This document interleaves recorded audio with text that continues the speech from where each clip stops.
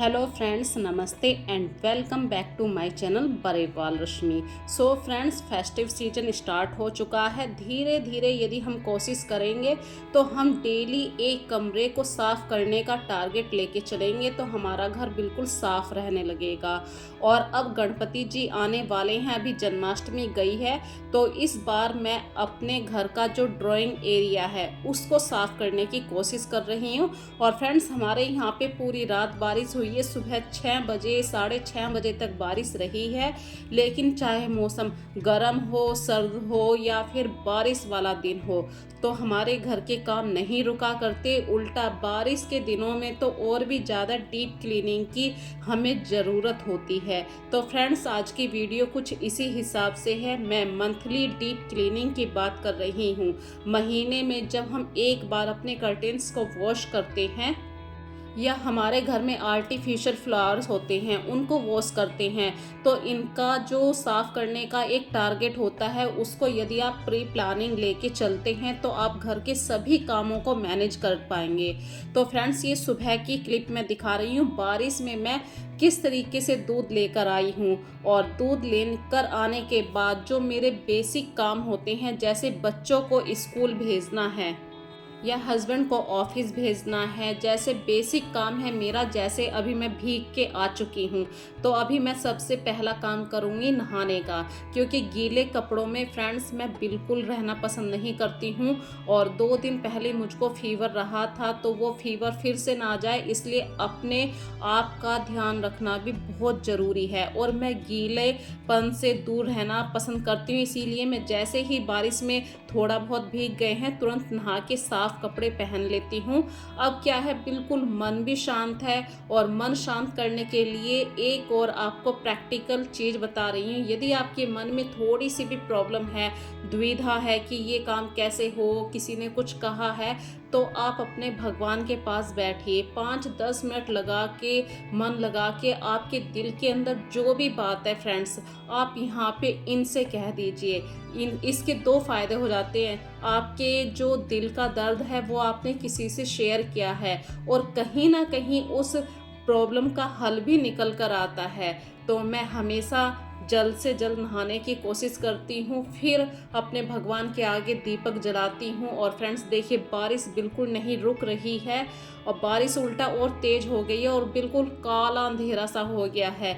और ये सुबह के 6:30 बजे का टाइम था। तो सबसे पहला जो काम मैं करूँगी वो चाय पीने का है। बच्चे भी उठ चुके हैं। और फ्रेंड्स, आपको पता ही होगा कि मेरे पूरे परिवार को बुखार आया था, तो मैं एक एक घूंट मतलब आधा आधा कप अपने बच्चों को भी चाय दे रही हूँ, क्योंकि इस चाय के अंदर मैंने थोड़ी सी अजवाइन, नमक और तुलसा जी के पत्ते भी डाले हैं। तुलसा जी के पत्ते के साथ थोड़ा सा गिलोय का पत्ता भी है। और अजवाइन को मैं रोटी के अंदर भी डाल रही हूँ, क्योंकि जो हमारी नेचुरल चीज़ें होती हैं, जो हर्ब्स होती हैं, ये कहीं ना कहीं हमारी बॉडी के लिए बहुत हेल्पफुल होती हैं।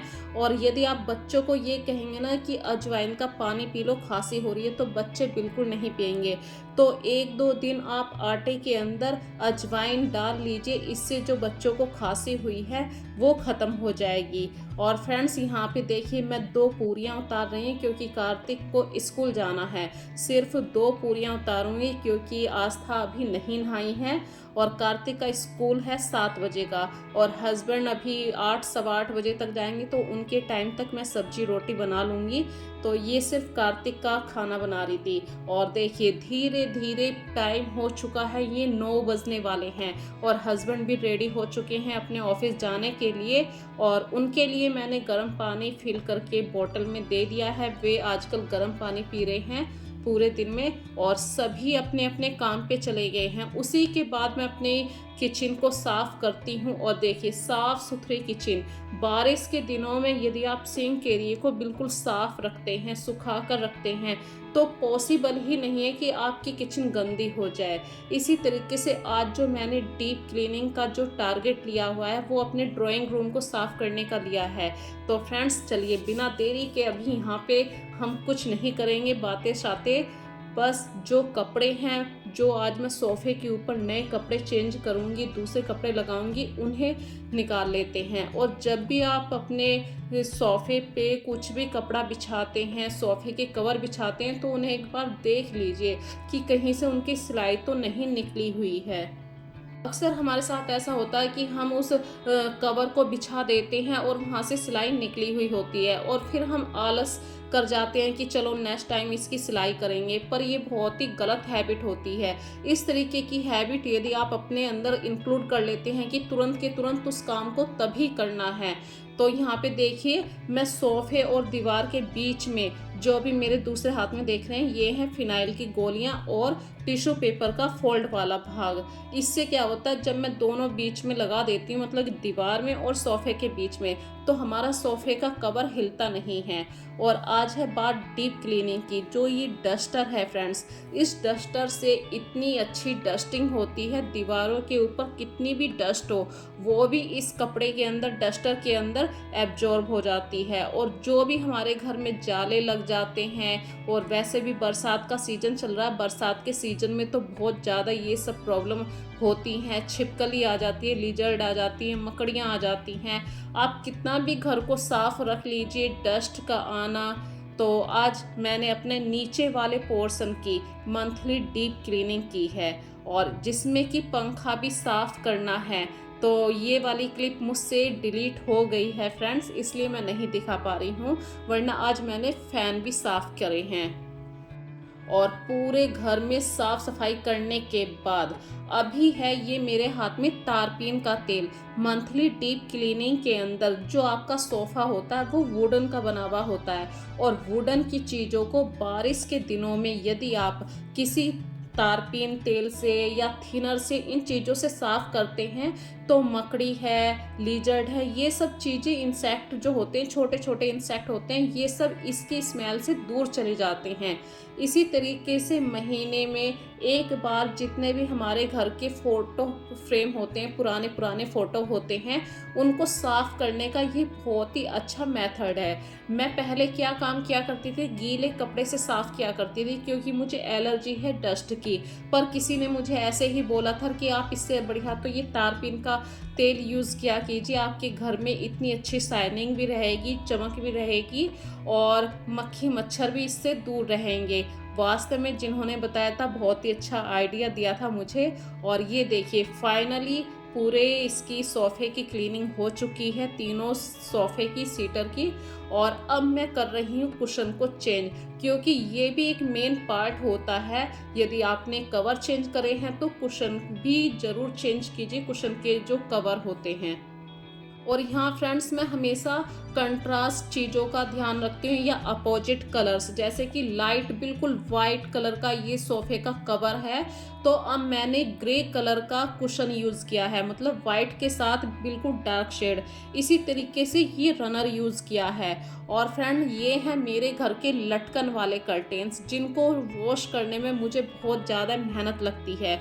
जिस दिन ये वॉश करती हूँ उस दिन मुझे बहुत अच्छे तरीके से सोचना पड़ता है, क्योंकि इन कर्टेंस को आप ना तो मशीन में धो सकते हैं, और ना ही आप इन्हें एक साथ तीनों को धो सकते हैं। ये मेरे पास 3 के सेट में है, तो तीनों को मैं अलग अलग धोती हूँ, क्योंकि एक के धागे यदि दूसरे में उलझ गए तो इनको सुलझाने में बहुत ज़्यादा टाइम चला जाएगा, हमारा टाइम भी खर्च होगा, और हमारा मतलब दिमाग बिल्कुल परेशान हो जाएगा।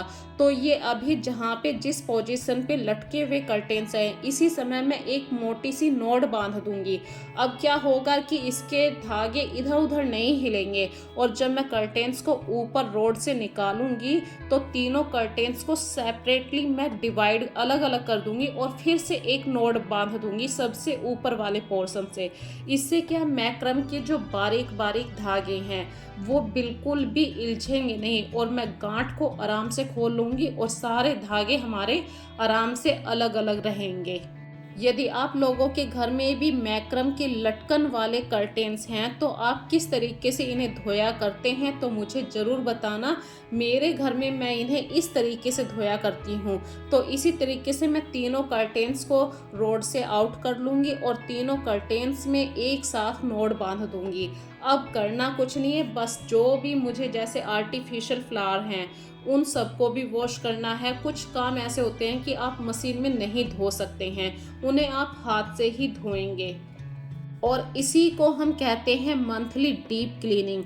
ये भाई डेली क्लीनिंग में तो आपने कहा कि कपड़े लिए मशीन में जाके डाल दिए और हमारे कपड़े घूम रहे हैं आराम से, हमने धो के सुखा दिए। पर कुछ चीज़ों को आपको टाइम देना पड़ता है, बहुत ही जेंटली उन्हें प्यार से धोना पड़ता है, नहीं तो उनके फैब्रिक इधर उधर हो जाएंगे। और यहाँ पे मंथली डीप क्लीनिंग में जैसे कर्टेन साफ़ करें हैं तो कर्टेन की जो रोड होती है उसको भी ज़रूर साफ़ कीजिए। और कर्टेन की जो स्टील वाली रोड होती है फ्रेंड, इस पे बहुत ज़्यादा काला काला सा हो जाता है जब हम कर्टेन्स को इधर उधर करते हैं, तो इसके लिए भी मैं तारपीन का ऑयल ही यूज़ करती हूँ। और टोटल मिला के यहाँ पे फाइनली मेरे घर का जो अभी सेटअप अभी मैं आप लोगों को दिखाने वाली हूँ वो ऑलमोस्ट इस तरीके का है। तो अभी बस काम है हमारा धुलाई का। जो हमने आर्टिफिशियल फ्लावर निकाले हैं या कर्टेन्स निकाले हैं, इनको सेपरेट धोना है, और सेपरेट हाथ से धोने में फ्रेंड थोड़ा सा टाइम लगता है चीज़ों को सही से मेंटेन करने में। तो ये देखिए, आप एक बाल्टी में बस ऐसे 1-2 लीटर पानी लेना है, कोई भी सर्फ लीजिए और डिप करके सिर्फ एक कर्टेन आपको एक सेपरेट धोना है। 10-15 मिनट हाथ से अलग कीजिए, धोइए और फिर दूसरा कर्टेन डालिए। इस तरीके से यदि इसके धागे इल्झेंगे भी तो आपको पता रहेगा कि सिर्फ एक ही कर्टेन्स के धागे हैं। इसी तरीके से जो हमारे आर्टिफिशियल फ्लावर हैं, या तो आप इन्हें सर्फ के अंदर डिप करके डाल दीजिए, अदरवाइज आप अपने हाथों पे थोड़ा सा साबुन लेके भी इनको रब कर सकते हैं। और ये जो डस्टर है, ये डस्टर इतना हेल्पफुल होता है फ्रेंड्स, अभी अभी मैंने आप लोगों को दिखाया था कि इससे मैं अपने घर की जो जाले वाले साफ़ करती हूँ, मैं इसी से साफ़ करती हूँ, क्योंकि दीवारों के बिल्कुल कॉर्नर जो होते हैं वहाँ पे थोड़ा सा जाला रह जाता है, और इस डस्टर की हेल्प से बहुत अच्छी क्लीनिंग होती है। तो कुछ प्रोडक्ट ऐसे होते हैं आपके घर में इतने मतलब आपको हेल्पफुल हो जाते हैं कि उनके बिना आपको लगता है कि हाँ, मेरे घर का काम अधूरा है, और फाइनली घर के भी काम चलते रहते हैं। तो जो घर के रेगुलर कपड़े थे वो भी मैंने वॉश करके डाल दिए हैं। इसी तरीके से फ्रेंड्स, जो हमारी मंथली डीप क्लीनिंग आती है उसमें हमारे घर के जो फुटवियर होते हैं, शूज होते हैं, उन्हें भी ज़रूर वॉश कीजिए।